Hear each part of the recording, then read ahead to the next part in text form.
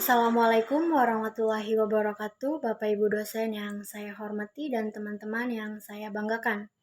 Puji syukur kepada Tuhan Yang Maha Esa atas semua nikmatnya hingga pada kesempatan kali ini kita bisa berdiskusi dan saya pribadi diberikan kesempatan untuk mempresentasikan gagasan yang saya buat.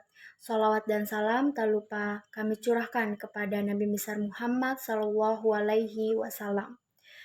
Di sini saya ingin mempresentasikan atau menjelaskan mengenai tema saya kali ini yaitu COVID-19 yang berjudul Partisipasi Masyarakat dalam Penanganan Penyebaran COVID-19.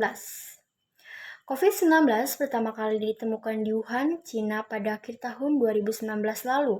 Penyebaran virus yang sudah lebih dari 200 negara di dunia ini melaporkan bahwa warga masyarakatnya telah terpapar virus corona atau COVID-19. Di Indonesia, pertama kali yang terpapar adalah 2 warga Depok, Jawa Barat awal Maret tahun 2020 lalu. Cepatnya penyebaran virus ini di Indonesia menurut juru bicara pemerintah penanganan COVID-19 karena banyak warga Indonesia yang tidak mengikuti himbauan untuk tetap di rumah. Pemerintah menginstruksikan masyarakat untuk melakukan social distancing atau menjaga jarak. Demi memutus mata rantai ini, pemerintah juga mengisolasi rumah warga pengidap COVID-19. Dari adanya pandemi COVID-19 ini, terdapat dampak positif dan dampak negatif yang dirasakan di Indonesia.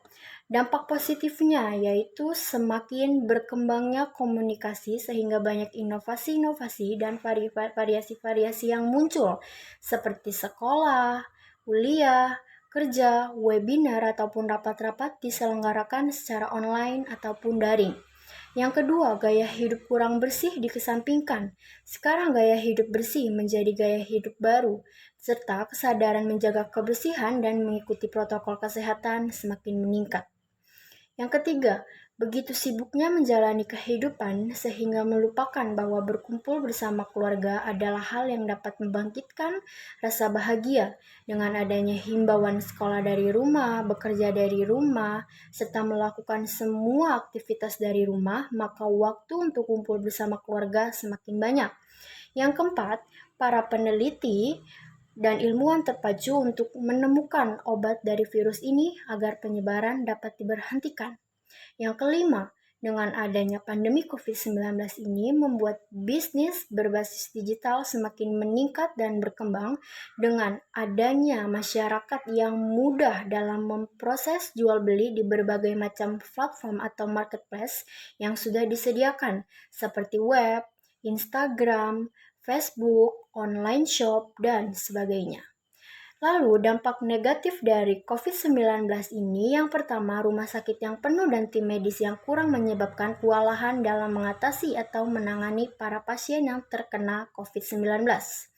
Yang kedua, pelayanan kesehatan menjadi terkendala karena membludaknya atau banyaknya pasien yang terpapar virus corona. Yang ketiga, bertambahnya limbah medis dari rumah sakit.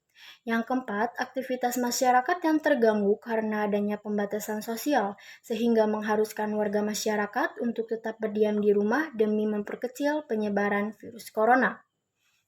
Yang kelima, ekonomi Indonesia yang menurun karena adanya kegiatan perdagangan yang dibatasi. Partisipasi masyarakat yang sangat dibutuhkan untuk pencegahan penyebaran COVID-19. Pemerintah menganjurkan masyarakat untuk social distancing atau physical distancing. Sebagian masyarakat secara sadar dan kritis mengikuti anjuran tersebut, tetapi sebagian lain belum berpartisipasi. Tanpa partisipasi masyarakat, tujuan pemerintah tidak akan terwujud dengan baik. Karena itu, masyarakat sendiri melakukan social distancing atau sekarang dikenal dengan physical distancing, self-quarantine, dan self-isolation. Social distancing sendiri atau physical distancing dapat dilakukan dengan cara belajar dari rumah, bekerja dari rumah, mengerjakan semua aktivitas-aktivitas dari rumah. Self-quarantine dapat dilakukan bagi orang yang beresiko tinggi terinfeksi virus corona karena pernah kontak langsung dengan penderita COVID-19 tetapi belum menunjukkan gejala-gejala COVID-19. Lalu untuk self-isolation sendiri diberlakukan pada orang yang sudah dinyatakan positif COVID-19, tetapi karena tidak kebagian ruang isolasi di rumah sakit, maka dapat dilakukan di rumah dengan menerapkan prosedur yang telah ditetapkan pemerintah maupun rumah sakit itu sendiri. Sebagai wujud turut berpartisipasi masyarakat dalam penanganan penyebaran COVID-19, maka sejumlah masyarakat memberikan bantuan berupa peralatan medis dan kegiatan sosial lainnya yang dilakukan oleh warga masyarakat, yaitu penyemprotan disinfektan secara mandiri di lingkungan tempat tinggalnya.